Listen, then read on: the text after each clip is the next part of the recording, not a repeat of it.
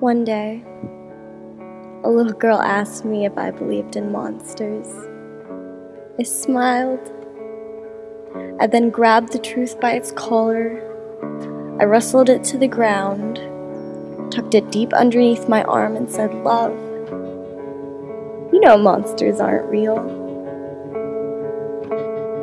And it's times like this where I wish that my sentences came with receipts so I could take back my words. I wasn't being completely honest. When I spoke to her, I almost choked on the secret that has been stapled to the inside of my throat for longer than I can remember. Not only do I believe in monsters, but I've actually seen them whisper themselves into existence. I heard they carve nightmares on the eyelids of the innocent and then linger in the dark corners preying on the unsuspecting somehow. They figured out how to crawl through 8mm film and walk backwards straight into the dreams of those who have never ever been afraid to sleep. I believe in monsters the same way that I believe in oxygen. So tell me, how big is your closet? How much space is really underneath the bed that you shake in the middle of the night? You are a vampire.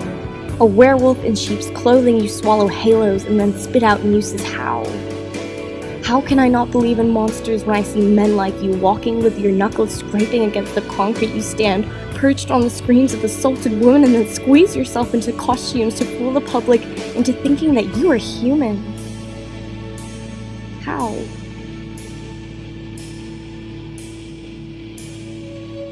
How dare you have the audacity to impersonate me? How dare you pretend as though there isn't a woman out there scrubbing her thighs until they turn stop sign red, trying to erase your fingerprints from her skin? How can you start to believe that your blood is as blue as mine? When you speak, I can smell Dante's Inferno on your breath.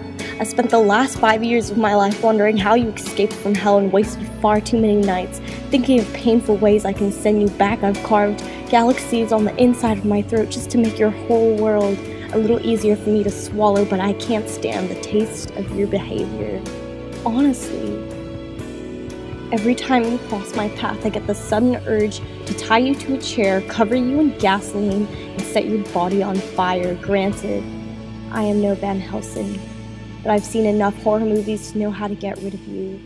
What hurts me the most is that I know even if I killed you, there are still millions of monsters walking this earth pretending to be men. This is to every person who has met a werewolf in sheep's clothing.